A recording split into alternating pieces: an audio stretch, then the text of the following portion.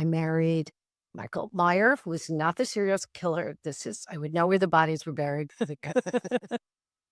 And Michael is a colleague at UConn, but he retired a few years ago. He's a little bit older than I am. And Michael is also a writer, done textbooks, and we have a terrific life up here in the woods, although I never expected to live in the woods. And my first book was called, they used to call me Snow White, but I Drifted, Women's Strategic Use of Humor, and that was a bestseller. I love language. Humor is an important part of my life, part of that because it was my assignment in my household as a child.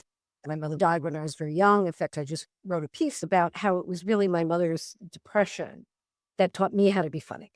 Because my job as a kid, my vocation, my mission, my occupation was to make my mother laugh.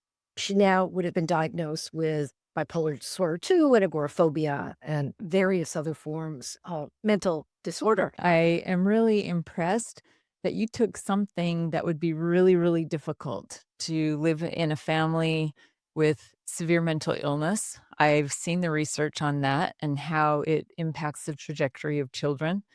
And you took that and were so resilient with that to find humor as a way of coping and helping your mother cope. That is so impressive.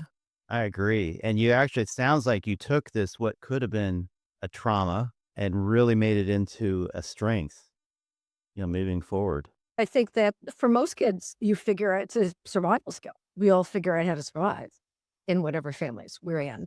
And certainly it wasn't a kind of a victimization. It was the ability to turn whatever happened into a story. But it is, as both of you know, that it's the truth that once a child starts to understand the world through the lens of a parent, to think, how will my parent respond to this experience rather than how will I respond to an experience?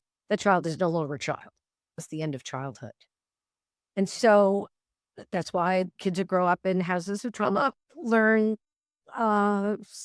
ways to compensate that then they may need to dismantle in their own adult relationships, just so they're not replaying the same stuff that they did as a kid.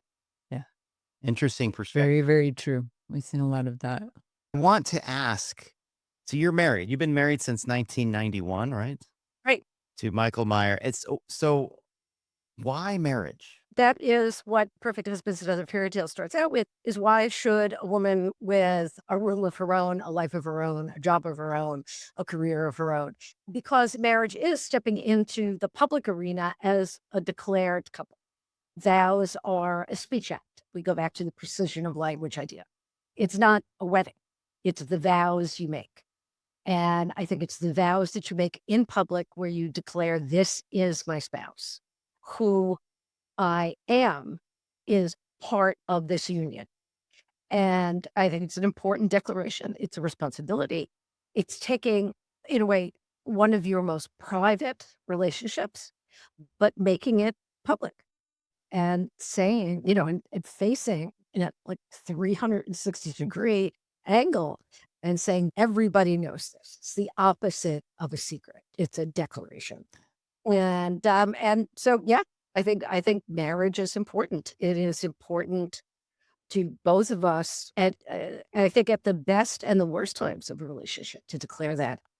I think it's crucial to be able to say, when you call someone and you want to get put through, I'm his wife, I'm his spouse, I'm his life partner, whatever words are that people use for that kind of authority.